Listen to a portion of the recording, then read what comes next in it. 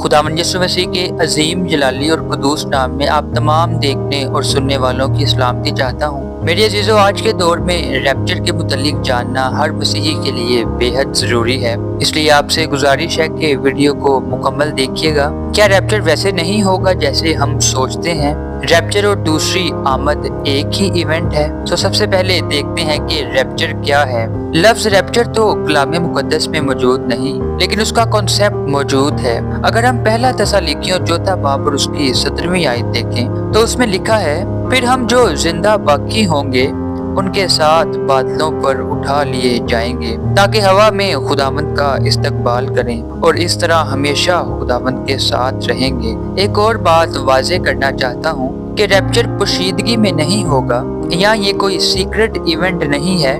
कलाम मुकद्दस के मुताबिक पहला ग्रंथियों 15वां बाब उसकी 51 और 52 आयत को जब हम देखते हैं तो उसमें लिखा है, देखो मैं तुमसे भेद की बात कहता हूँ, हम सब तो नहीं सोएंगे मगर सब बदल जाएंगे, और ये एक दम में एक पल में पिछला नरसिंगा फूंकते ही होगा, क्योंकि नरसिंगा फूंका जाएगा और मुर्दे गैर फानी हालत में उठेंगे और हम बदल जाएंगे। इस आयत में लफ्ज पोशीदा तो हमें देखने को नहीं मिलता, लेकिन इस आयत में बेद का लफ्ज इस्तेमाल किया गया है। प्रोसिया एक यूनानी लफ्ज है और ये रॉयल विजिट और ग्लोरियस रिटर्न ऑफ किंग के लिए इस्तेमाल हुआ है। नए अहदनामे में ये लफ्ज 17 दफा यीशु की आमद के लिए इस्तेमाल किया गया है। मत्ती की इंजील 24 बाब और उसकी 3री आयत में लिखा है, और तेरे आने और दुनिया के आखिर होने का निशान क्या होगा। इस आयत में भी यीशु के आने के लिए लफ्ज प्रोसिया इस्तेमाल होता हुआ हमें नजर आता है। इसी तरह पहला तसलीकियों चौथा बाब और उसकी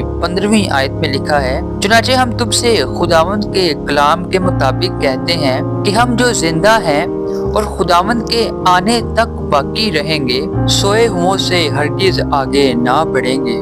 इस आयत में भी खुदावंद के आने या अंग्रेजी में कमिंग ऑफ द लॉर्ड के लिए लफ्ज प्रोसिया ही इस्तेमाल हुआ है। इस यूनानी लफ्ज प्रोसिया का मतलब हम ऊपर देख चुके हैं। अगर हम इसके कल्चरल कॉन्टेक्स्ट को देखें तो कदीम जमाने में जब कोई बादशाह किसी शहर की रसाई करता था तो उस शहर के रहने वाले लोग शहर से बाहर जाकर उससे मिलते थे। कलाम मुकद्दस असल में यीशु की आमद के लिए भी यही तस्वीर पेश करता है। ऐसा नहीं कि वो हमें अपने साथ ले जाएगा, बल्कि हम उसके पास रैप्चर के जरिए जाएंगे। मेरे अजीजों, मैं आप सबको एक बात बताना चाहता हूँ कि रैप्चर और यीशु की दूसरी आमद दोनों सेम इवेंट्स हैं। आसान अल्फाज में ये दोनों इवेंट्स एक साथ ही होंगे। दूसरा तसलीकियों दूसरा बाब और उसकी पहली आयत में लिखा है, ए भाइयों, हम अपने खुदावंद यीशु मसीह के आने और उसके पास जमा होने की बाबत तुमसे दरख्वास्त करते हैं। इसी तरह पहला तसलीकियों चौथा बाब और उसकी 16वीं और 17वीं आयत में भी यही बात हमें देखने को मिलती है। आप तमाम नाजरीन को आज मैं ये बात जरूर बताना चाहता हूँ और ये चाहता हूँ कि आप सब भी इस सच्चाई से वाकिफ हों कि रैप्चर और यीशु की दूसरी आमद एक ही वाकया है, क्योंकि बहुत से लोग ये समझते हैं कि ये दोनों वाकयात मुख्तलिफ हैं और ये समझते हैं कि पहले रैप्चर होगा और उसके बाद यीशु की दूसरी आमद। मगर कलाम मुकद्दस हमें ये सिखाता है कि ये दोनों वाकयात एक साथ ही होंगे। एक और कॉन्सेप्ट जिस पर मसीही लोग मुख्तलिफ नजरियात रखते हैं, कुछ लोगों में ये तालीम पाई जाती है कि ईमानदारों का उठाया जाना मुखालिफ मसीह या फिर